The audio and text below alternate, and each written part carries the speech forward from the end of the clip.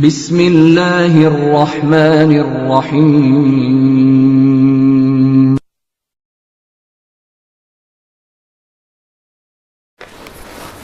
బిస్మిల్లాహిర్ రహ్మానిర్ రహీం. మిత్రులారా, November 29 international day of solidarity with Palestine, పాలస్తీనా సంఘీభావపు దినోత్సవంగా ఈ రోజున మనం తెలుసుకుంటున్నాం. సోదర మహాశయులారా, ప్రపంచవ్యాప్తంగా ఈ రోజున అత్యంత భయంకరమైనటువంటి పీడనకు గురవుతున్నటువంటి దేశం, తన సొంత దేశంలోనే పీడనకు గురవుతున్నటువంటి ప్రజలు ఎవరైనా ఉన్నారు అంటే అది పాలస్తీనాకు సంబంధించినటువంటి పాలస్తీనా దేశంలో ఉన్నటువంటి ప్రజలు. సోదర మహాశయులారా, ప్రపంచ ప్రజల యొక్క స్వార్థానికి బలైపోయినటువంటిది, ప్రపంచ ప్రజలు చేష్టలుడికి చూస్తున్నటువంటిది ఏదైనా ఉన్నది అంటే పాలస్తీనాలో జరుగుతున్నటువంటి దాష్టీకం, అక్కడ చేస్తున్నటువంటి ఇజ్రాయెల్ దేశం చేస్తున్నటువంటి దాష్టీకాన్ని ప్రపంచ ప్రజలు చేష్టలుడికి చూస్తున్నారు. అరబ్ దేశాలు కావచ్చు, మరొకరు కావచ్చు, ఏది కూడా అడ్డుకునే ప్రయత్నం చేయడం లేదు. ఎందుకంటారు? ఎందుకంటే సోదర మహాశయులారా, ఈ రోజున అత్యంత బలమైనటువంటి దేశం ఏదైనా ఉన్నది అంటే టక్కమని చెప్పేసి అమెరికా అంటారు. కానీ అమెరికాను తాము చిప్పు చేతిలో పెట్టుకున్నటువంటి వాళ్ళు ఎవరైనా ఉన్నారు అంటే అది ఇజ్రాయిలే. తెలుసు తెలియదు మీకు సోదర మహాశయులారా, ఈ రోజున ప్రపంచ బ్యాంకులు అన్నీ కూడా వాళ్ళ చేతిలో ఉన్నాయి, ప్రపంచ మీడియా అంతా కూడా వాళ్ళ చేతిలో ఉన్నాయి, ప్రపంచంలో ఉన్న అత్యాధునిక ఆయుధాల కర్మాగారాలన్నీ కూడా వాళ్ళ చేతిలో ఉన్నాయి. కానీ వాళ్ళు ఎవ్వరు కూడా బయటకు రారు సోదర మహాశయులారా, అంత సీక్రెట్గా ఉంటుంది అంత కూడా. సోదర మహాశయులారా, దీనికి చాలా చారిత్రాత్మకమైనటువంటి నేపథ్యం ఉన్నది. ఎందుకు ఈ విధంగా వీళ్ళు చేస్తున్నారు అని చెప్పడానికి చూడండి, 19వ శతాబ్దంలో క్లుప్తంగా చెప్పడానికి ప్రయత్నం చేస్తాను. మనకున్న సమయంలో జియోనిస్ట్ మూమెంట్ అంటే యూదులకు ఒక దేశం ఉండాలి అన్న మూమెంట్ ఎక్కువగా ఉన్నటువంటి కాలంలో వాళ్ళు ఇంగ్లాండ్పై ఒత్తిడి తెచ్చారు. అప్పుడు ఇంగ్లాండ్, బ్రిటిష్ మొత్తం ప్రపంచం అంతటినీ కూడా అది తన గుప్పట్టు పెట్టుకుని అందరినీ జయించినటువంటి పరిస్థితుల్లో పాలస్తీనాను కూడా అది జయించింది. పాలస్తీనా కూడా దాని ఆధీనంలో ఉంది.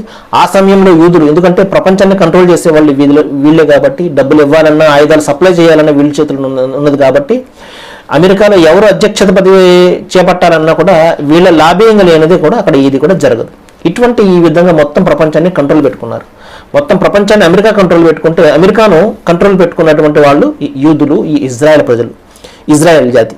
సోదర మహాశయులారా, అప్పుడు 1945 సంవత్సరంలో యుఎన్ఓ ఏర్పాటైంది. యుఎన్ఓ కూడా ప్రధానంగా వెనక ఈ ప్రోద్బలం అదే పాలస్తీనా దేశాన్ని, ఇజ్రాయెల్ దేశాన్ని ఏర్పాటు చేయడం అనేది, ఇజ్రాయెల్కి ఒక దేశం అనేది ఉండేది కాదు అప్పుడు. ఆ తర్వాత వాళ్ళు 1948 సంవత్సరంలో ఇజ్రాయెల్ దేశాన్ని ఏర్పాటు చేశారు. బ్రిటిషు, ఇంకా అమెరికా, ఇంకా ఫ్రాన్స్, ఇటువంటి దేశాలన్నీ కూడా కలిపి. అప్పుడు కేవలం 3% మంది మాత్రమే ఇజ్రాయెల్ ప్రజలు పాలస్తీనాలో ఉంటే, పాలస్తీనా ఎందుకు వచ్చారు అంటే వాళ్ళు వ్యాపారం కోసం వచ్చారు. వాళ్ళు కొంత స్థలం మాకు ఇవ్వండి, మేము ఇక్కడ వ్యాపారం చేసుకుంటామని చెప్పేసి వచ్చారు. ఏ విధంగా అయితే బ్రిటిష్ వాళ్ళు భారతదేశానికి వ్యాపారం పేరుతో వచ్చారు, వీళ్ళు కూడా అదే విధంగా వచ్చారు. ఆ తర్వాత పూర్తిగా వాళ్ళు ఆక్రమించుకున్నారు, వాళ్ళ స్థలాలను కొనేశారు. వాళ్ళేమో బోల్డ్ స్థలాలు ఉండే, ఫోన్లో కొంత ఇస్తే ఏమైంది అని చెప్పేసి వాళ్ళు ఆశ్రయం ఇచ్చారు. కానీ ఏ విధంగా అయితే పాలు తాగినటువంటి ఆ పాలు పోసిన వాడిని ఏ విధంగా అయితే కాటేస్తుందో, తమకు స్థలం ఇచ్చినటువంటి పాలస్తీనా ప్రజలనే ఇజ్రాయెల్ మొత్తం పూర్తిగా కబళించింది. ఈ రోజున 95% మొత్తం ఆ ఇజ్రాయెల్ పాలస్తీనా దేశాన్ని కబళించి 5% మంది మాత్రమే, 5% భూభాగం మాత్రమే పాలస్తీనాగా ఉన్నది. అది కూడా ఆ చుట్టూ కూడా గోడ కట్టి ఒక భయంకరమైనటువంటి ఓపెన్ ఎయిర్ జైలుగా మార్చేసింది.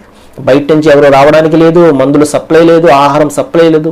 ఇంత భయంకరమైనటువంటి పీడన చేస్తున్నప్పటికీ కూడా ప్రపంచం చేష్టలుడికి చూస్తుంది. మన భారతదేశం కూడా స్నేహ సంబంధాలను కొనసాగిస్తుంది. చూడండి, దీని వెనకాల ప్రయోజనం ఒకటే, ఇస్లాం వ్యతిరేకత. అంతా కూడా ఇస్లాం వ్యతిరేకత ప్రధానమైనటువంటి అంశము పైకి కనబడదు, లోపల మాత్రమే ఉంటుంది. కాబట్టి సోదర మహాశయులారా, ఈ ప్రపంచంలో అత్యంత భయంకరమైన పీడనకు గురవుతున్నటువంటి పాలస్తీనా ప్రజలకు సంఘీభావాన్ని మనం తెలపకపోతే, వాళ్ళు ముస్లింలు అని కాదు, మానవులు. ఒక పీడన జరుగుతుంది, దాన్ని మనం అడ్డుకోకపోతే ఆ పీడన రేపు మనపై కూడా వస్తుంది. ప్రపంచంలో చాలామంది ఈ విధంగా ఉన్నారు, పీడనకు గురవుతున్నటువంటి వాళ్ళు చాలామంది ఉన్నారు. ఈ రోజున మనము మన వాయిస్ను, లేకపోతే మన మాటను, ఏదో ఒకటి మనము వాళ్లకు సంఘీభావంగా తెలపకపోతే దైవం ముందు మనం సమాధానం చెప్పుకోవాల్సి ఉంటుంది.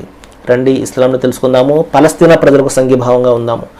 సర్వేజన సుఖినో భవంతు. Thank you.